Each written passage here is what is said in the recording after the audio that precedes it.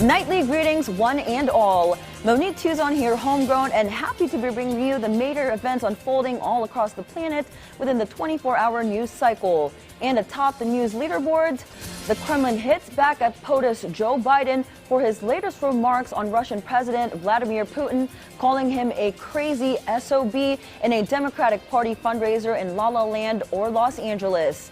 It has become increasingly clear how the leader of the free world and the most powerful nation on the face of the planet is so frustrated and helpless over the recent turn of events, beginning with the sudden and mysterious death of Russia's leading opposition leader in a Siberian prison and the recent detention of a Russian-American female based in Los Angeles. Still, the Kremlin would not let this act of insolence slide without pushback, as Putin's mouthpiece called out Biden, describing his remarks as shameful and a huge shame for America. Then again, this is not the first time Biden has used strong and derisive language on Putin. Back in 2011, as a vice president to POTUS Barack Obama in a visit to Russia, he told Putin up close that he saw no soul in him when he looked into his eyes. Intensified clashes between the army and the M23 rebels have displaced hundreds of thousands in the Eastern Democratic Republic of Congo, prompting the United Nations Security Council to convene and discuss bringing down the temperature in the hostilities and keeping the distribution of relief and supplies back and flowing smoothly to hard-hit areas. VOA's Esther Guthui Yawart and Margaret Bashir have this report. Now, with multiple crises around the world, how is the UN responding to Africa's humanitarian crisis, first in the Democratic Republic of Congo and Sudan? Well, as you heard in David's package, there'll be 20 million each for Sudan and DRC in that Central Emergency Fund release. That's part of that 100 million. It's being split among the 7 countries, so they're getting 20 million each. But that's a drop in the bucket. 2.6 billion is what the UN says it needs this year to meet the needs of only 9 million people in Congo, and they say that there are about 25 million in need. So 9 million are those who are most desperate. So it's a really sad situation because they can't even begin to meet the needs of everyone who needs help. And Margaret, the bigger question is, what is the United Nations doing to de-escalate the violence by these armed groups in both of these countries? Well, as you mentioned, the Council sanctioned 6 individuals on Tuesday for their destabilizing actions in the DRC in the east, of course, from the ADF, the FDLR, M23. So these guys will now face travel bans and asset freezes.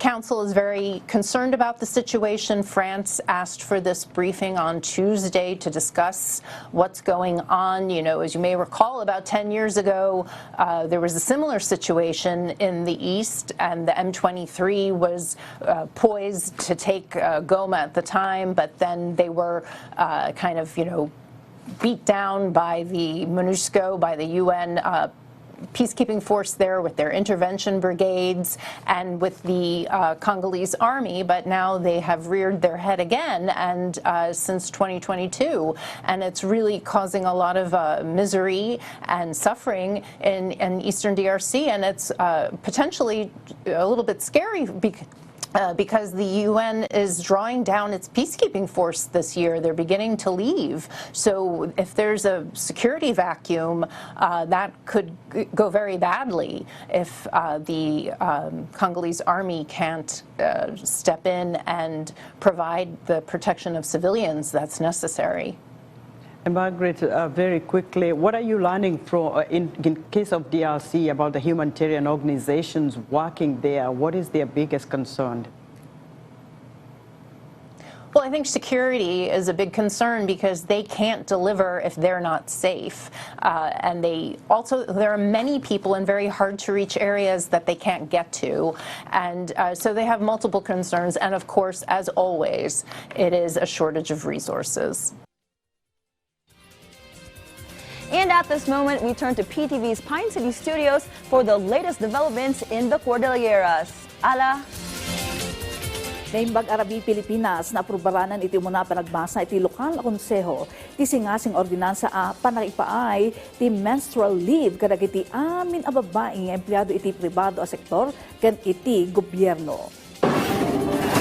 Sigun iti offer ti ordinansa ni Councilor John Ray Mananang napateg daytoy gaputa kadwan kadagiti trabahador iti syudad ket babae ngagtawon iti 18 aging 35. Iti singasing ordinansa duang aldaw tunggal bulan ti may paay a menstrual leave dagiti amin a babae nga empleyado iti syudad malaksid kadagiti masikog ken dagiti nagmenopause. Makaawat na pa iti 50% ti sweldo da lakid di nakapagtrabahon ti benepisaryo iti agrup 6 a bulan. May tunos si menstrual leave ordinance iti 1987 Constitution kan iti Magna Carta for Women. Amang mandato iti panangipasigurado ti Estado iti natalged a working conditions para kadagiti babae kan ti panakipaay ti Gender Responsive Health Services and Programs. Naituding ti public consultation tapno maalam ti nasig dagiti empleyado ti pribado a sektor kan dagiti ahensya ti gobyerno. First thing, this would promote gender sensitivity in our workplaces. And secondly, considering that yun nga mga babae ang we give them opportunity to take care of themselves and of course to increase their productivity level. Iti sa balipay adama gagarup 5 gasot a learners ken manurusuro iti San Juan Abra ti agdumar iti baro a school building nga imbangon ti DILG ken ti municipal government. Na-implementar tinasurok 5.2 million pesos agata ti proyekto na ponduan baban iti Local Government Support Fund Growth Equity Fund wenno LGFS-GEF ti DILG iti Dawidaw Kabkaburaw ken Supil Elementary School. Iti inaugurasyon dagiti baro a school facilities impateng ni San Juan Mayor Bernardo Bautista Jr. ti kinapateg ti pangipaay iti napintas a learning environment para kadagiti ubing. Ti beneficiary schools ti Supil ken Dawidaw ket nadadaulan iti classrooms kapo iti Ginginad at ti Mama iti Abra iti July 2022. Bayat iti Kabkaburaw Elementary School ket awanan iti silid pagadalan para iti kindergarten.